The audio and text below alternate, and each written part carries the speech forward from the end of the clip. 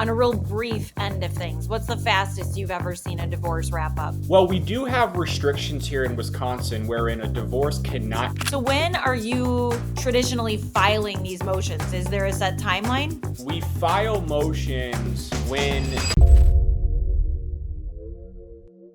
Hello, everyone, and thank you for joining us today. My name is Holly Mullin. I am the managing partner at Sterling Law Offices. And today I have with me attorney Robert Keenan. Rob is a partner at our office and an expert on litigation and motion practice in family law cases. Thank you for being with us today, Rob. Hey, thank you for having me. So in previous episodes, we've talked about discovery, disclosure, and other tactics within litigation that we can use to help progress cases. Today, I want to focus on specifically motion practice within a family law case. So I'd like to walk through, generally speaking, in a litigation case, give us a high level overview. What does that look like? Because I think some people hear the word litigation and they think that means trial, what they see on TV.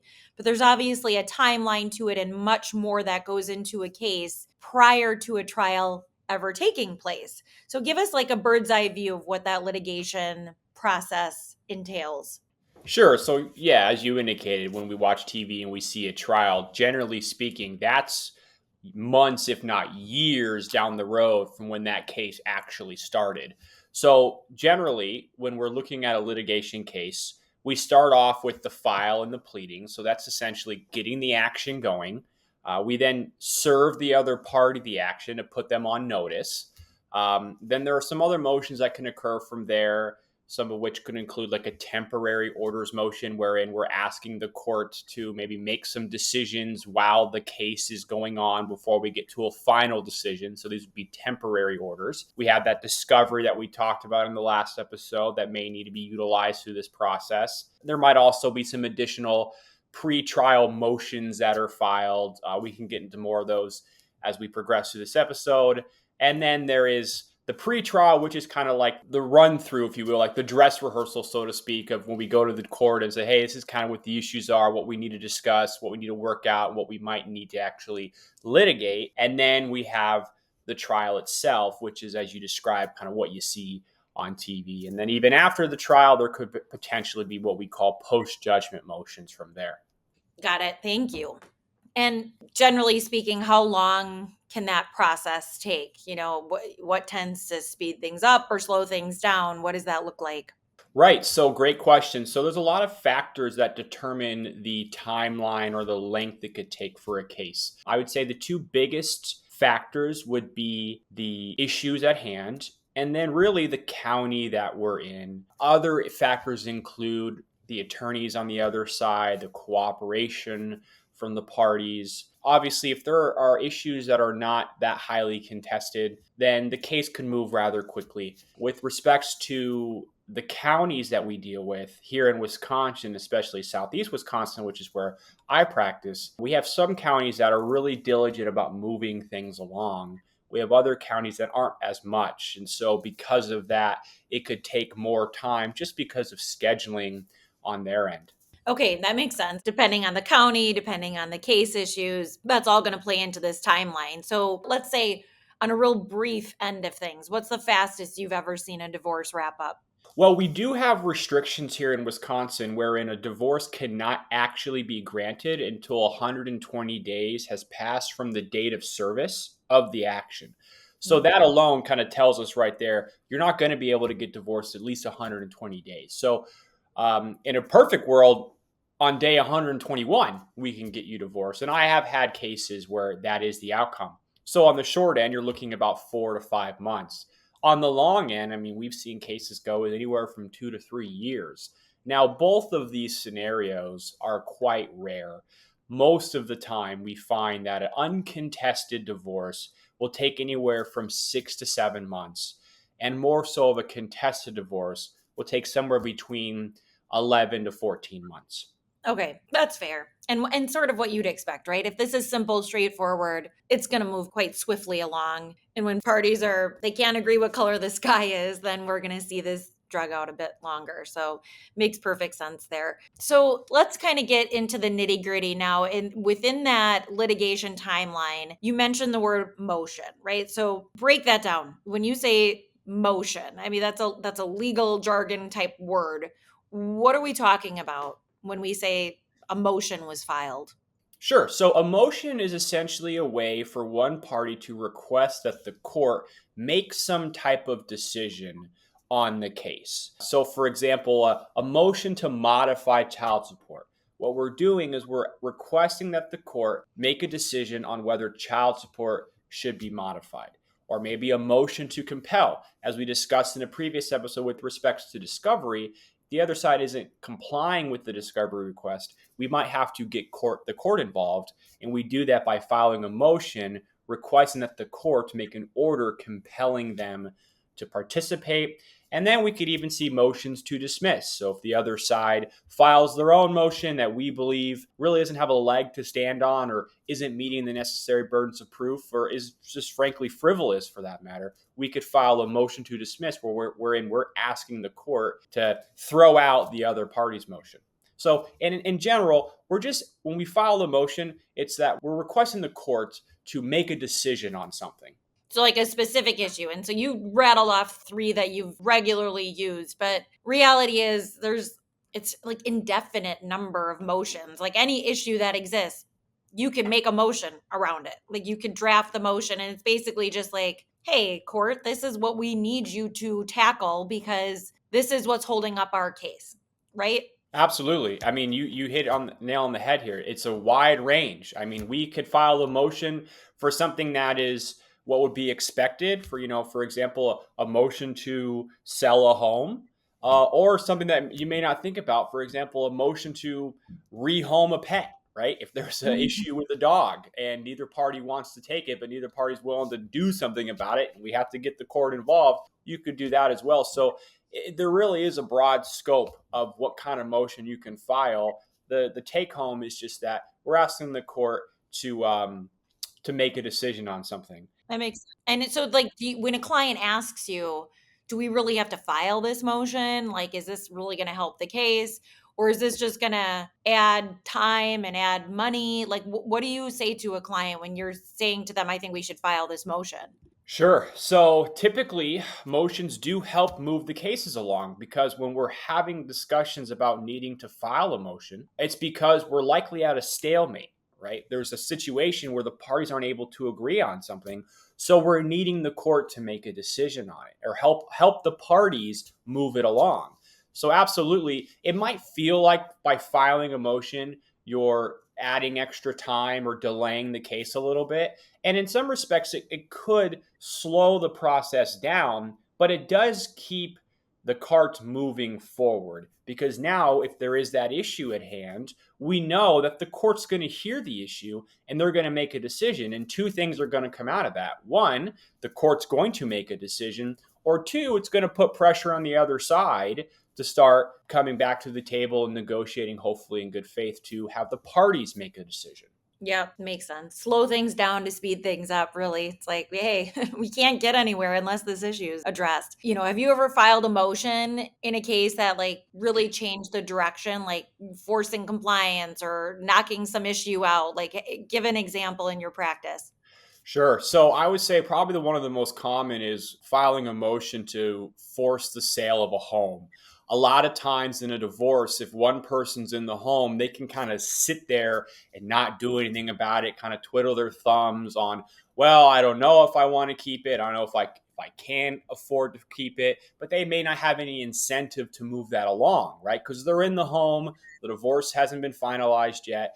So they're at a place where they're fine with the status quo. Whereas your client or the other party might be like, hey, I need to make a decision on this. I need to get the equity out of that home so I can get my own place. We need to get a decision on this.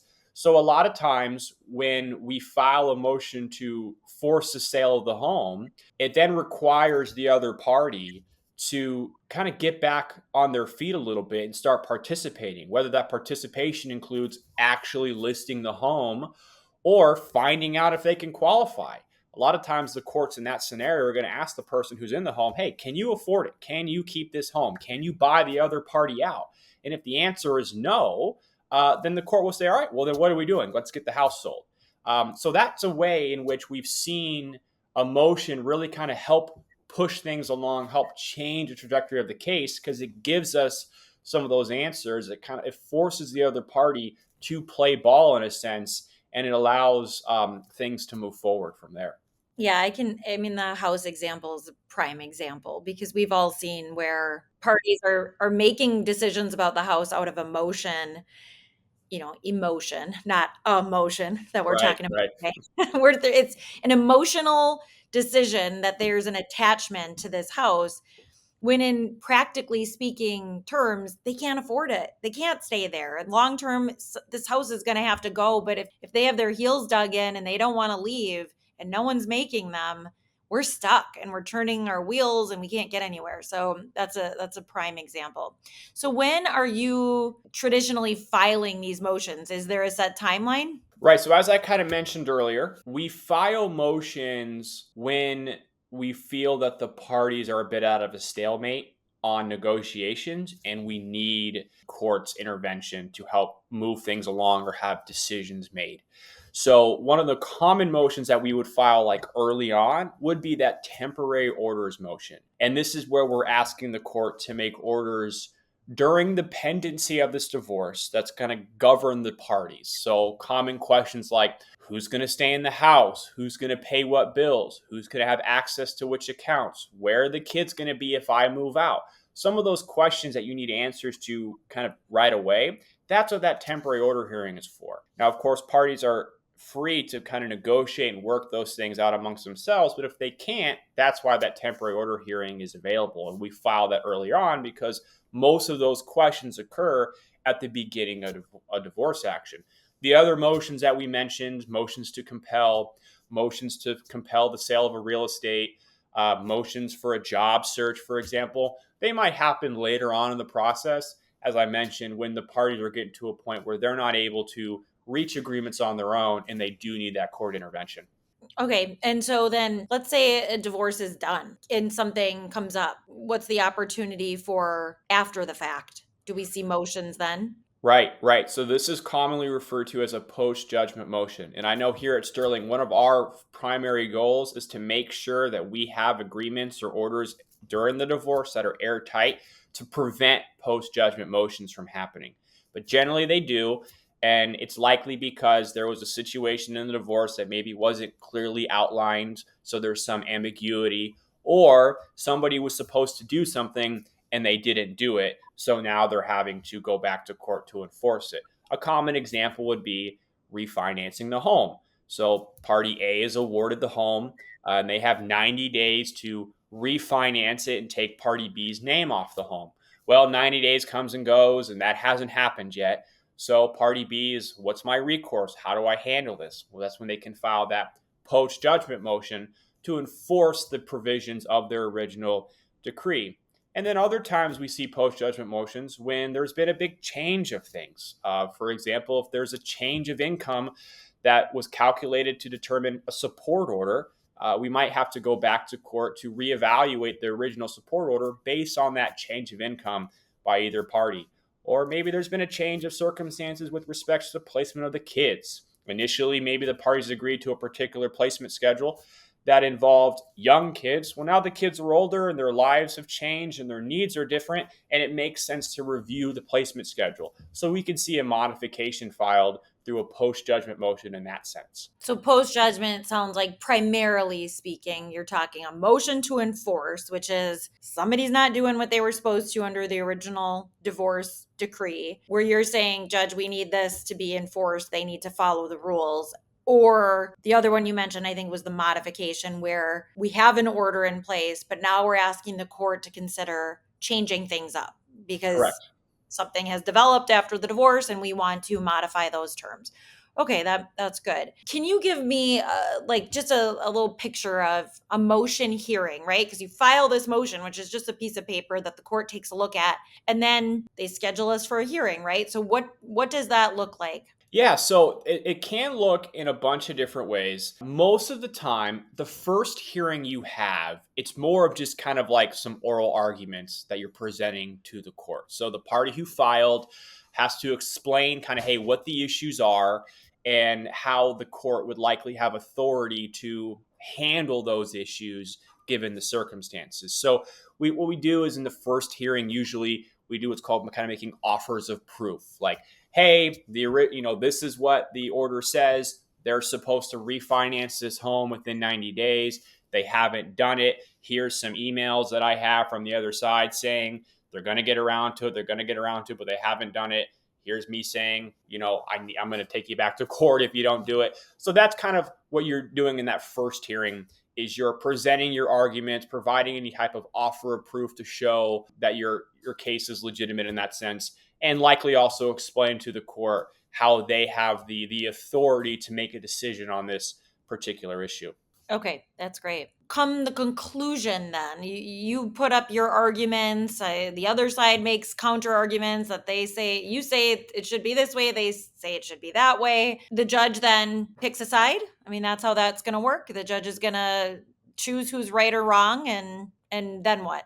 Yeah, so a super high view at the end of it, yeah, the judge is the one who ultimately makes the decision and puts that decision in what's called a court order. So the parties make their arguments, the court hears those arguments, and then in many cases they will then make a decision on what the outcome should be. Now, of course, there's a lot more in there than just one hearing, make your arguments, and the court decides. What kind of happens in between the original motion being filed and when the court makes a decision depends on what kind of motion's being filed, what relief is being requested, etc. But at the end of it, you have a judge who's going to be making a decision for an outcome based on what has been presented. Got it. What do give me a tidbit that you would share with clients if you were going to tell them what do people misunderstand about the litigation process in family law? Yeah, litigation is not a one-size-fit-all approach. The litigation timeline and the specific motions that will be filed in a case are entirely dependent on the facts of each case and the cooperation between the parties and of the attorneys, and of course, the county that you're in. I would say one big issue that people run into is they say, well, hey, a buddy of mine got divorced and it only took him 5 months and he had similar issues to me. I would not advise clients compare their situation to a friend or a family member situation. Every case is unique. Every case is different. You could have a very similar fact pattern, same length of marriage, same type of property owned, same number of kids, but you could be working with completely different lawyers in a completely different county with a different judge involved. And all of those things are big factors in determining outcomes of your case, as well as how long it could take. Yeah, I can say without hesitation, no two cases that I've worked on are identical. There's always some nuances. There's always something that makes it different from the other cases that I've worked on. So that's a great point of advice. So it sounds like the use of litigation tactics and motion filing in a family court case it's really an important way to get answers from the court on issues that the parties just can't seem to get aligned on. And it's important to understand using them appropriately, timing them appropriately is super important to make them effective. So this is all very helpful. Thank you, as always, Rob, for your time today. We appreciate you. Hey, thank you for having me. Court motions can force your spouse to comply or sell the house. But when it comes to alimony, most people think that cheating will eliminate it. Well, Wisconsin is a no-fault divorce state, so affairs don't matter. What actually terminates alimony or maintenance will surprise you.